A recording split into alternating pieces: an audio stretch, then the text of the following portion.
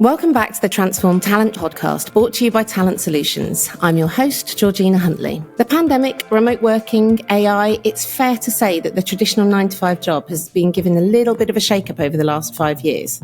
For many, this can be pretty daunting. Not everyone likes change, but it is important that we focus on the positives and the future that work can bring.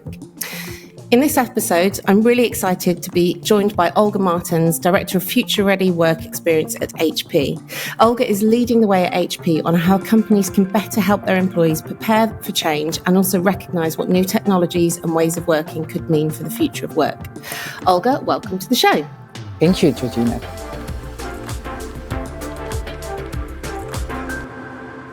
Okay, so before we get stuck into the other questions, I just want to ask you a little bit, Olga, about your job title. It's pretty cool. Director of Future Ready Work Experience sounds quite futuristic. But can you tell us a little bit more about what that really means? It does indeed mean looking at the future. So really explore possibilities. Look at, for example, trends that we see in the bigger world, mega trends, but also trends in the industry or certain signals that you kind of identify and say, hey, what could that mean? Is that relevant for my company, for my industry, for the work that I'm doing? And if it's relevant, do we know enough about it, or are there a lot of uncertainties about it? Do we need to test something out? Because sometimes something, sounds cool, but you're like, okay, but how would that work? I really don't know, because it can go left, right. I don't really have a fixed idea how it should work. So then, you build an hypothesis, you test it out, and then you see what it really could mean, and if it's then still, interesting enough to explore further, to scale. So that's a bit what we do. We look at certain pain points that employees express, but also opportunities that we see, and then test out new concepts and then see, is it worthwhile to invest in it? What can I learn from it, and how can I scale it? I think that sounds absolutely fascinating. What an interesting role to be doing. So if you can line out for us or outline for us how what you've seen from those trends, how our relationship with the world of work is changing, and the causes or the triggers to this. Yeah, we did an external survey and also internal survey where we really looked at how is the relationship with work nowadays.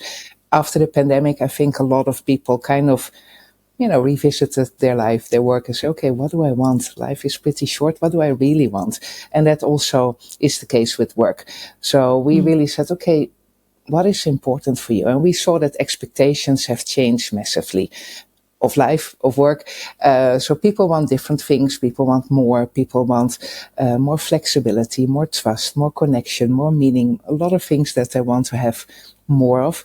And how do you deal with that? Because certain things are very individual.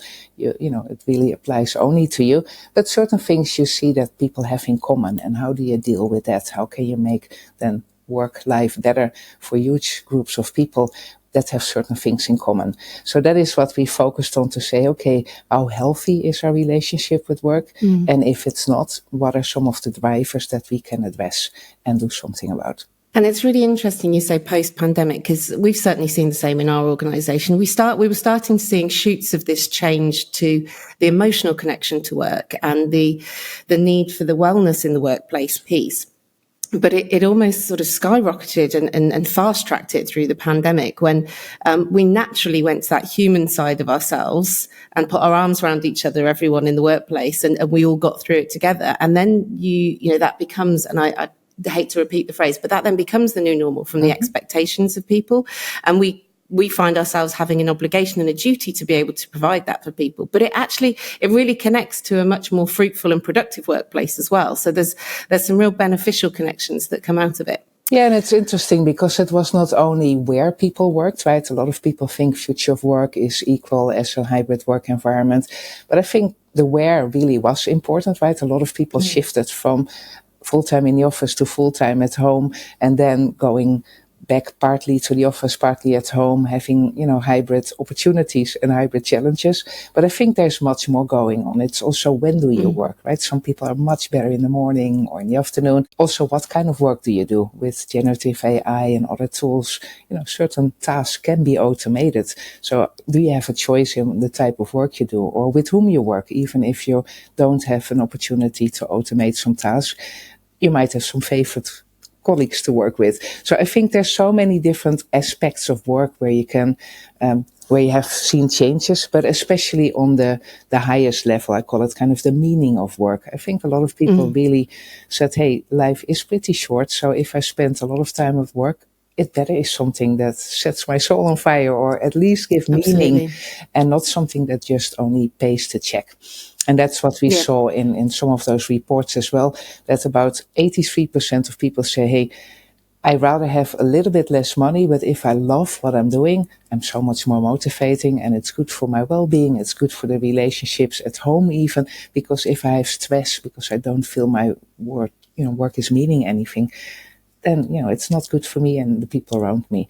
So having kind of this healthy relationship with work is really important for individuals to be productive, but also for companies, because you will have 100%. Less sick days, you have more motivated people.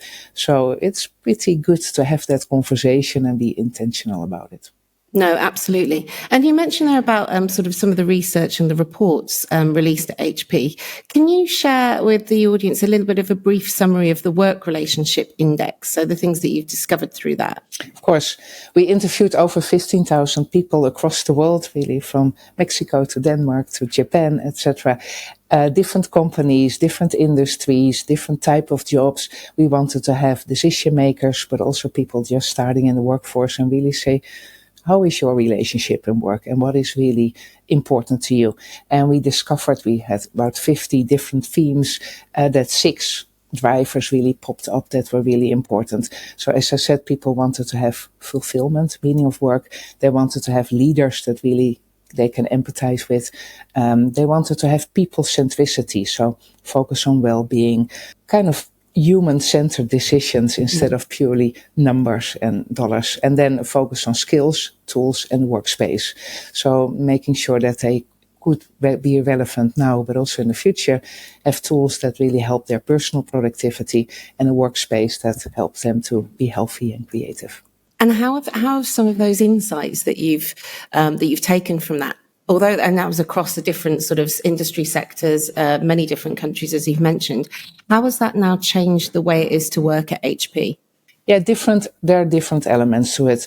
So first of all, we really looked at all those different areas and said, where are the biggest pain points for HP people? Because not, your own company is not always exactly the same as the best around you. And then we run some experiments. So in 8 different countries, we run certain experiments saying, okay, these are some of the pain points you indicated.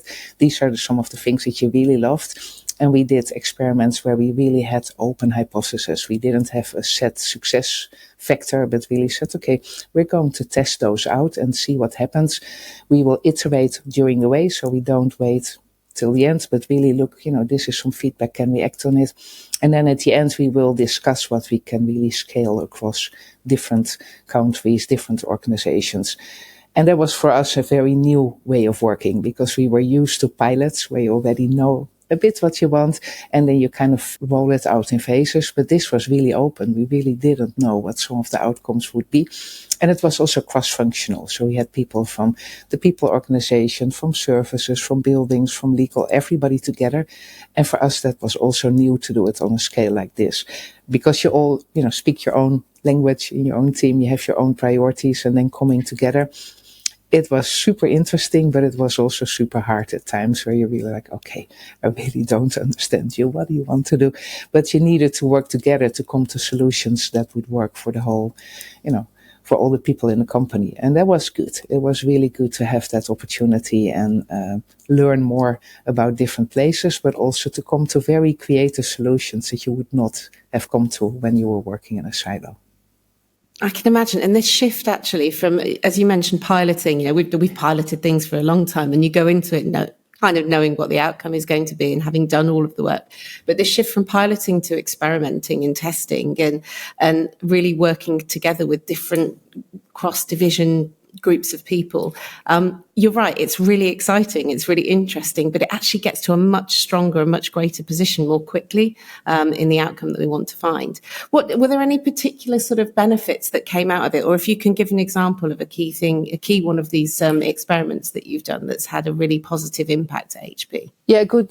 All the experiments were focused on a combination of tools, so technology that people use, the workspace, so where do you work? Is it a desk? Is it a collaboration area? Is it a privacy booth? But also people oriented programs. It could be coaching, could be lunch and learn, could be what we call moments that matter. So all of us have moments that matter in our work, and they're very personal.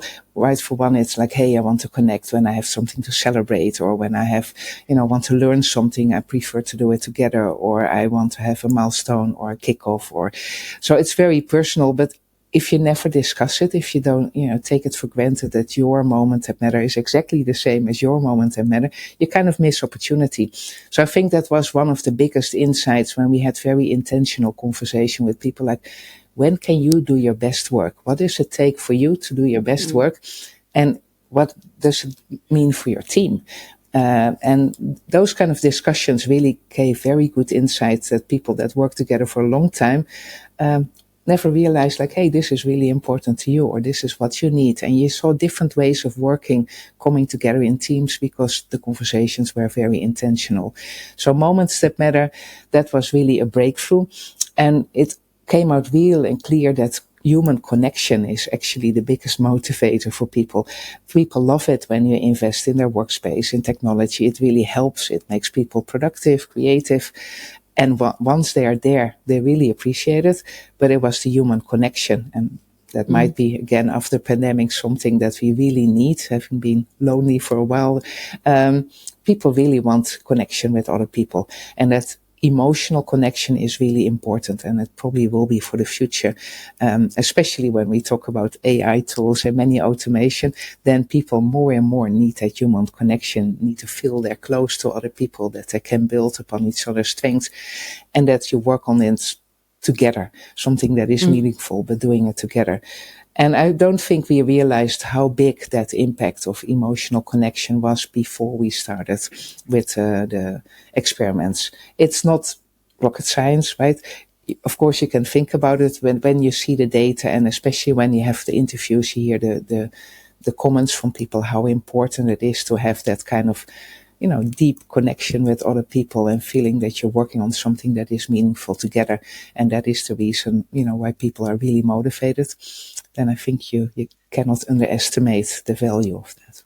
Yeah, the power of it. And I think there's something interesting around, you talked about the importance of having these conversations to really understand, because it's hard sometimes for individuals to even recognize the importance of that deeper human connection for themselves until they get asked the questions about it, and they suddenly realize that actually having this workspace where I can collaborate with my colleagues or share moments, I love this moments that matter, where I can share those moments with people, actually really does mean something to me. So it's important that we talk about it and we keep asking those questions, right?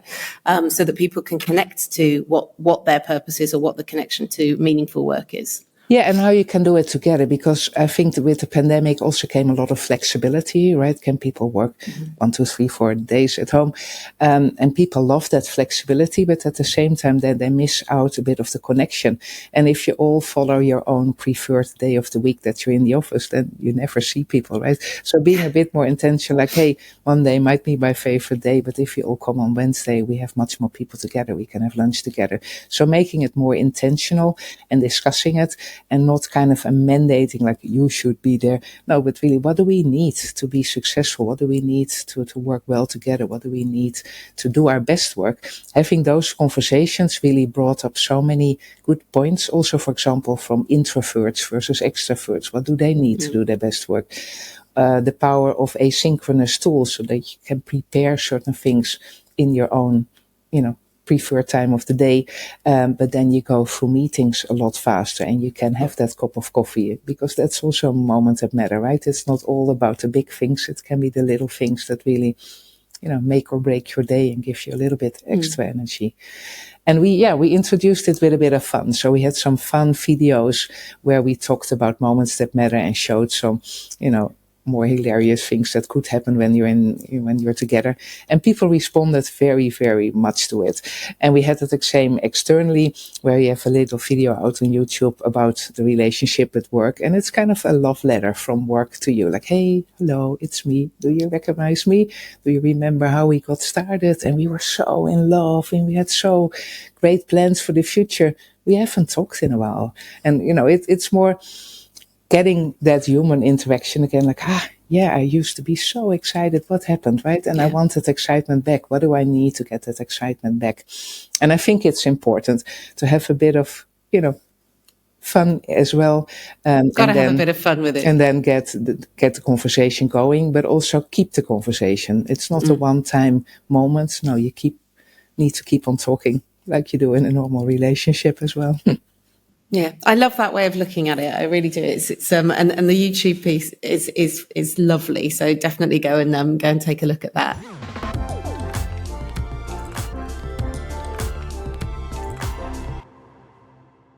With this approach that you took, did you take it across multiple divisions, or is it specifically one part of the business that you're working on this with at the moment? I know we talked about the work that you've been specifically doing with customer support. Is this that particular piece that was with customer support, or have you gone across the business? No, what we're doing now with the experiments is across the whole company, across the globe. Okay. So different locations, different business units, different countries, different roles. A few years ago, I did something specifically for customer support, and that was more focused on skills, because we noticed in customer support that there were many things changing the world of work for customer support agents. And we were like, we can't wait until, the future has arrived. We need to start preparing for the future now. So we did a lot of work with upskilling and reskilling, because a lot of people didn't realize how their roles could change. So providing some role clarity helped, but also helping to provide some clarity. What are skills that really help you to remain relevant in the industry? I cannot never guarantee you a job in my team, but I can guarantee you that you have relevant skills that really helps you to broaden your career possibilities. So we focused a lot in what we called skills of the future, where we really thought, like, even if you do it at a very basic level or a more intermediate or high level, these are relevant and these will really help you to find roles. But it was interesting. Certain skills like data at the time, a few years ago, a lot of people were not that interested. They were like, data, that sounds really techy. But then we, explored a bit. Hey, if you could use data to make life of your colleagues better, or to make life of your customers better, or life of your partners, how would that feel? And then people were like, it's not that techy. It's really having a direct impact on the people or the topics that I care about. So then they were more eager to learn a bit, do some tests. And then, we upskilled so many people in data that we would never thought they had either the interest or the skills or the talent for it. And they loved it because they had much more opportunities. But that was also an opportunity to mix and match people that were more really technical, we did all the program, versus people that were more from a business side interested in analyzing certain data. They were starting to talk to each other, and those were different languages, different planets, it felt like, but bringing them together really helped. And then we also said, it's not only enough that you learn, you need to apply it together with other people and then share it. So become a trainer, become a mentor, become somebody that shares what you have learned, because then you can give relevant example, you can give relevant practices that really help people, to continue their learning path. And, you learn much more better yourself if you also help others to learn. So that learn, apply, share, that was something that we really did in customer support, and it changed the careers of many people. I think there are many people that do different type of jobs that they have ever thought about before, and that felt really good, giving them an opportunity to prepare, be ready for the future. And that's what now we are trying to do with the experiments as well. How can you be prepared for today's challenges, but also for, tomorrow's challenges. And it's a constant conversation that we have in the workplace when we're looking at people's careers and their aspirations is that, how am I making myself relevant for the future, whilst also delivering on the role that I'm doing now? How am I looking that one step ahead? And I just a question to ask you of how you, or if it's advice for any other employers that are listening, how do you go about starting to look at there are assumptions we can make about certain skills for the future. You've mentioned data, and we know that data intelligence analytics is really important for all industries, really, to help us make better informed decisions. But how do you start looking as an organization? What are the future skills that my business is going to need? What sort of advice could you give for our listeners? I think the first thing is, again, there's no one size fits all. So don't just copy and paste what others are doing. It's good to listen, to see what others are doing, to get inspiration, to get ideas, but things, again, are very specific to your organization. So what we did, we followed the normal route that many people did, looking at mega trends. So what are things happening in the world, like urbanization or multiple generations in the workforce, etc.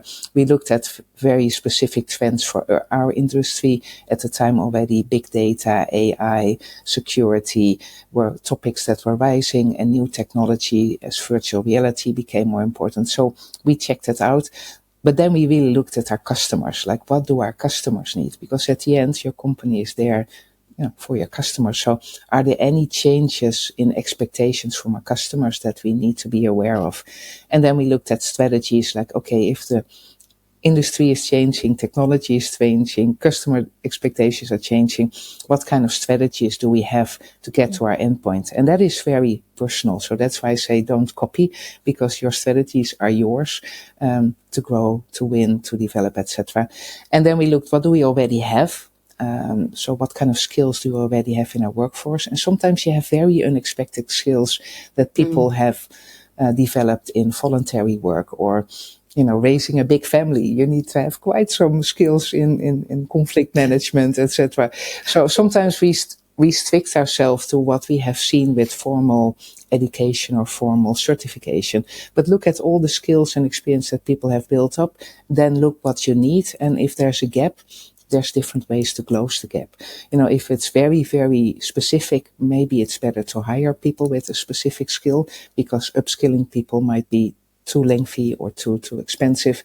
And in certain areas you feel like, hey, I have a massive gap with many people, then look at how can you build those skills. And again, you can do it internally, you can hire externally, you can do it on the job, you can do it theoretical. So it all depends, how does your workforce look like, how do your strategy look like, and what kind of time frame are you talking about? Because if you need something in 3 years, it's a very different plan than if you need it next month. So I think you need to be realistic, what you can afford, what time you have, and then, what is the biggest opportunity or the biggest risk that you have, and focus on that, and then be honest and say, hey, these other things are important, but I cannot all do it at the same time. So have a certain logical flow. It requires some intentional thinking, and also some sense making. Just not take everything that's coming to you, but make sense. Is it relevant for me, and how relevant is it? And then making some choices, because nobody has a crystal ball. So there is no way you're going to get it all right. But at a certain point, you need to say, this is the most plausible or possible, scenario for me.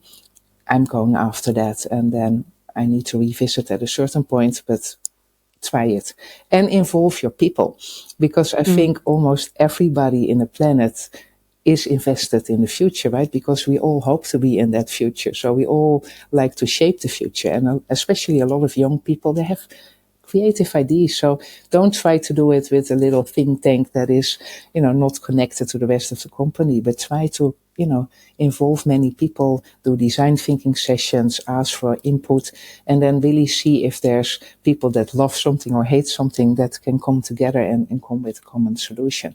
But involving people in shaping the future, I think that is really key. Oh, Olga, so many top tips that I've taken out of that, certainly for myself. I'm sure the listeners will be taking that as well. Thank you.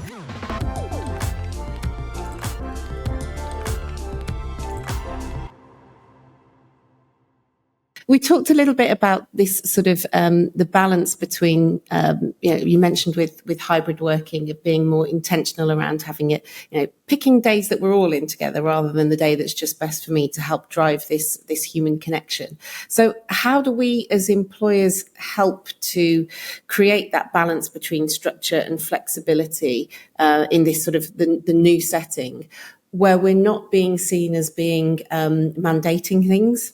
As you've mentioned, we did shift so much to a naturally through the pandemic to a virtual working, and then into more hybrid working became the expectation. But I know, speaking to a number of our clients, we are trying to bring people back in together to make a bit more of a human connection. But it's very hard because we don't want to be seen to be saying you have to.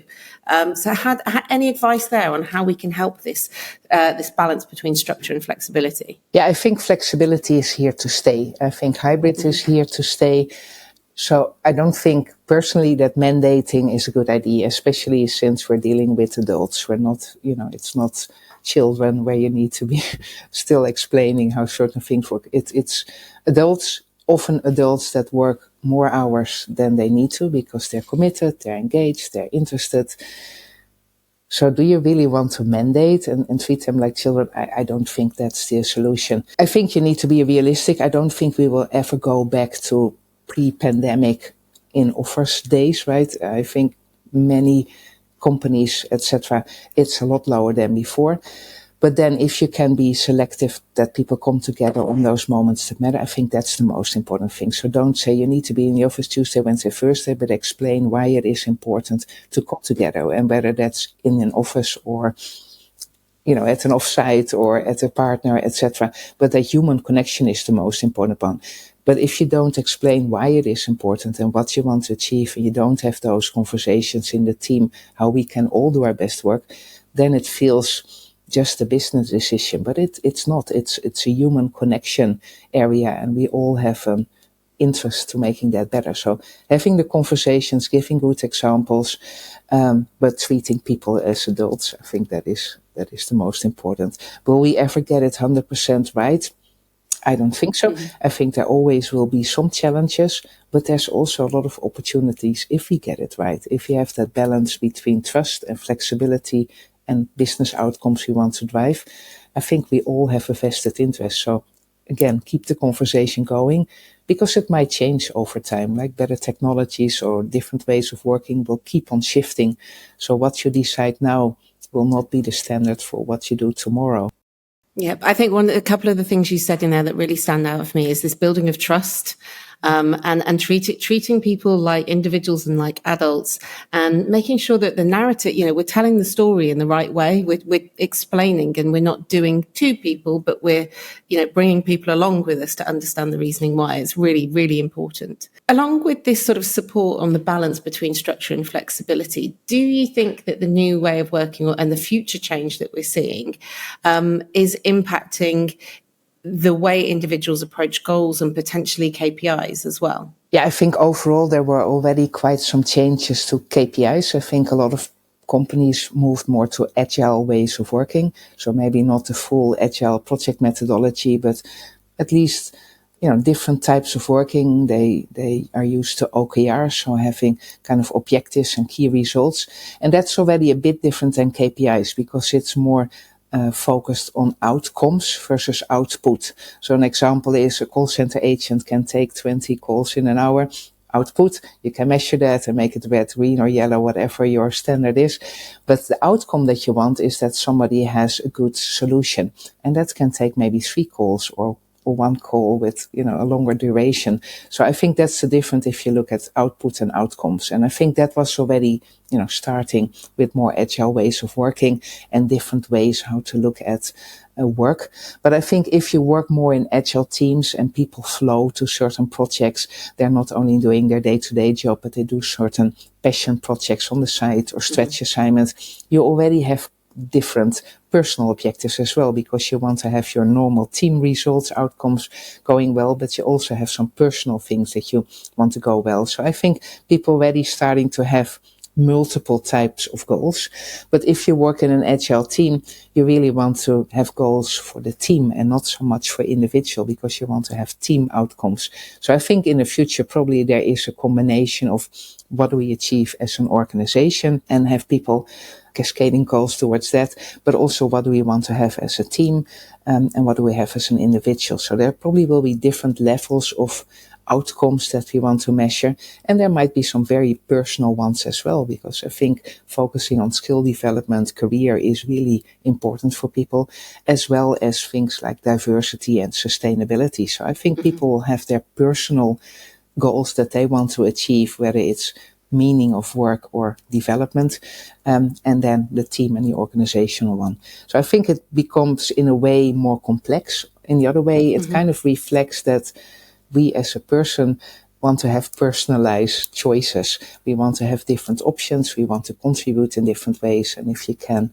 facilitate that, I think it is good for the person and the whole, because you will have much more passion and much more perseverance in case something goes back, because people have a personal investment in whatever they're involved in. I'm certainly seeing that in our workplaces, these personal elements coming through, and the need for us as an organisation. You touched on it then, but thinking around the sort of the gig life, as in having a gig, this whole having projects for people to be able to engage in that form part of their personal objectives or KPIs, whichever route they're going down, but form part of that to help them grow both professionally, personally, but also this future-proofing piece. We're seeing so much more of that.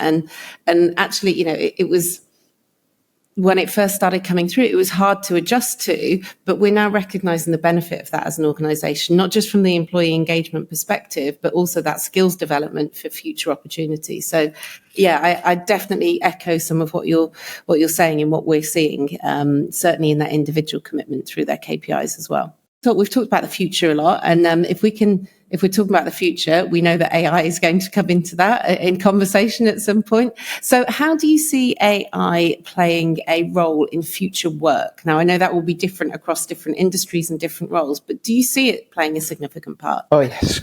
And it goes very quickly.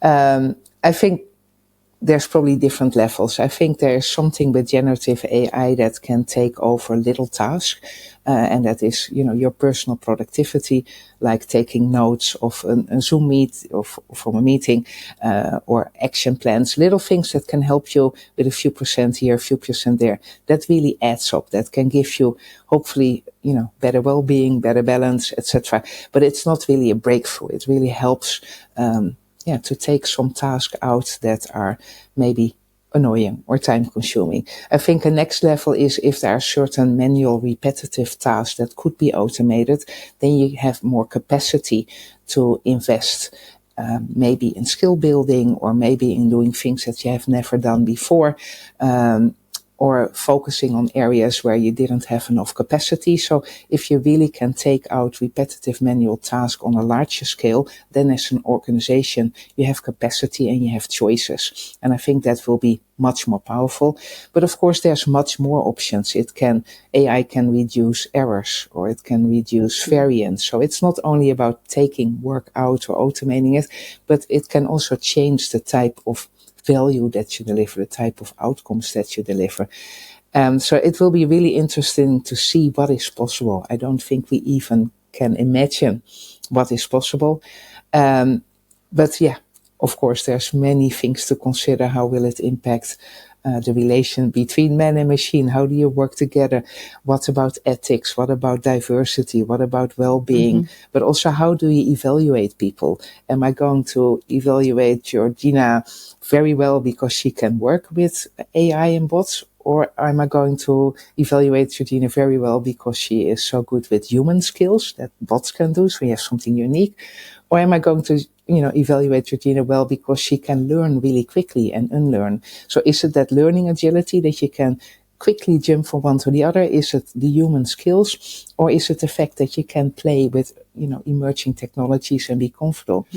Probably all of it, right? I don't think there's one answer. Again, so it probably depends on the company, the industry, and where you're at, but it will definitely have a big impact, and we cannot ignore. So it's better to explore now and, take some risks, but at least also, then be able to see what kind of opportunities are going to, be possible in the future.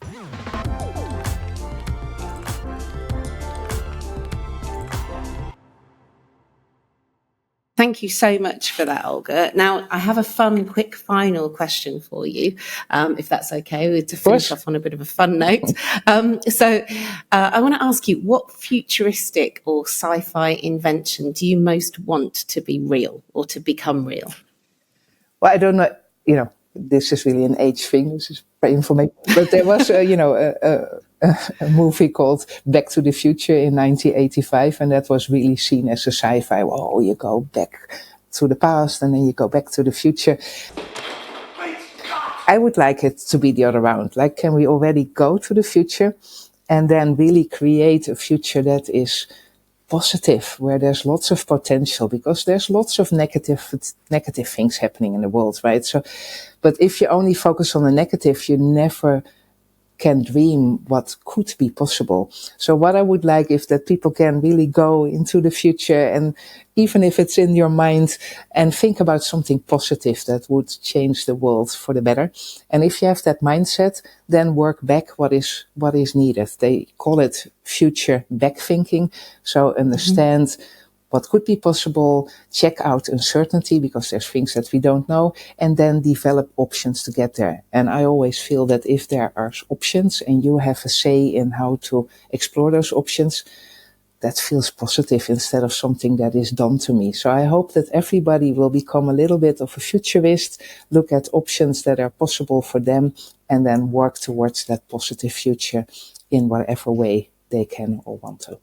Olga, that's beautiful. I think you've just created the reality of that thing that you wanted to be real, because everyone has a role that they can play in stepping back from that future piece into the impact they can have now. Thank you so much. I've really enjoyed talking to you, Olga, and I could continue to speak to you for a long time, I'm sure. But that's it. That's it for time for this episode today of the Transform Talent podcast.